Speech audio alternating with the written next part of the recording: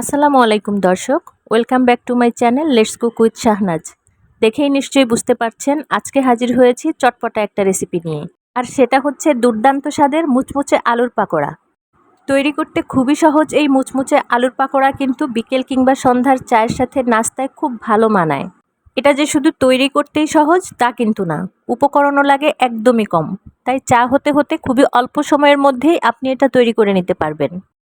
আশা করছি আমার আজকের রেসিপিটি আপনাদের কাছে ভালো লাগবে। যদি ভালো লেগে থাকে তাহলে ধৈর্য সহকারে প্রথম থেকে শেষ পর্যন্ত দেখার অনুরোধ রইল। চলুন তাহলে মূল রেসিপিতে চলে যাই। পাকোড়া তৈরির জন্য আমি এখানে 3টি মাঝারি সাইজের আলু কুচি করে নিয়েছি এবং ভালো করে ধুয়ে পরিষ্কার করে এগুলোর পানি ঝরিয়ে নিয়েছি। এর মধ্যে এখন আমি দিয়ে নিচ্ছি 1/3 কাপ চালের গুঁড়া আর 1/3 কাপ ময়দা। তারপর দিয়ে নিচ্ছি আমি এখানে হাফ কাপ পরিমাণ পেঁয়াজ কুচি, 1.5 টেবিল চামচ কাঁচামরিচ কুচি দিয়ে দিলাম, আর দিয়ে নিচ্ছি 1 চা চামচ লাল মরিচের গুঁড়া। গোলমরিচের গুঁড়া ব্যবহার করেছি 1/3 চা চামচ, লবণ দিয়েছি স্বাদ মতো এবং চাট মশলা ব্যবহার করেছি 1 টেবিল চামচ। নর্মাল তাপমাত্রায় থাকা 2টি ডিম দিয়ে দিয়েছি। এবার সবগুলো উপকরণকে হাতের সাহায্যে একটু সময় নিয়ে ভালো করে মেখে নিব। এখানে কিন্তু চালের গুঁড়াটা অবশ্যই ব্যবহার করার চেষ্টা করবেন, কারণ শুধুমাত্র ময়দা দিয়ে যদি এই আলুর পাকোড়াটা তৈরি করা হয় তাহলে সেটা কখনোই মুচমুচে হবে না, একটু নরম টাইপের হবে, আর সেটা তো খেতে খুব একটা ভালোও লাগবে না। বরং ময়দার পরিবর্তে আপনি চাইলে এখানে বেসনও ব্যবহার করতে পারবেন, তবে পরিমাণে একটু কমিয়ে ব্যবহার করতে হবে। চালের গুঁড়াটা যদি হাতের কাছে না থাকে তাহলে এর পরিবর্তে সামান্য কিছুটা কর্নফ্লাওয়ার ব্যবহার করা যাবে। আর ঝালের পরিমাণটাও কে কেমন খান সেটা বুঝে শুনে ব্যবহার করবেন। আমি একটু ঝাল বেশি পছন্দ করি, তাই আমি ঝালের পরিমাণটা বাড়িয়ে দিয়েছি। এই তো সবগুলো উপকরণ মেখে নেওয়া হয়ে গিয়েছে, এবার এগুলোকে ভেজে নেওয়ার পালা। আমি চুলার মাঝারি আঁচে একটি প্যানের মধ্যে বেশ কিছুটা তেল গরম করে নিয়েছি। এখন একটা একটা করে পাকোড়ার শেপ করে এই তেলের মধ্যে দিয়ে নিব। একবারে যতগুলো সম্ভব দেওয়া যায় ততগুলোই দিয়ে নিব, বেশি করে দিয়ে নিলে কোনো সমস্যা নেই।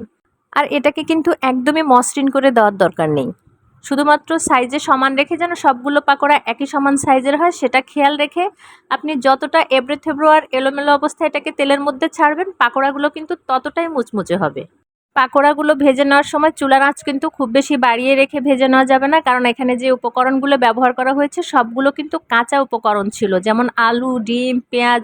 তো এগুলোকে সেদ্ধ হওয়ার জন্য একটু সময় নিতে হবে।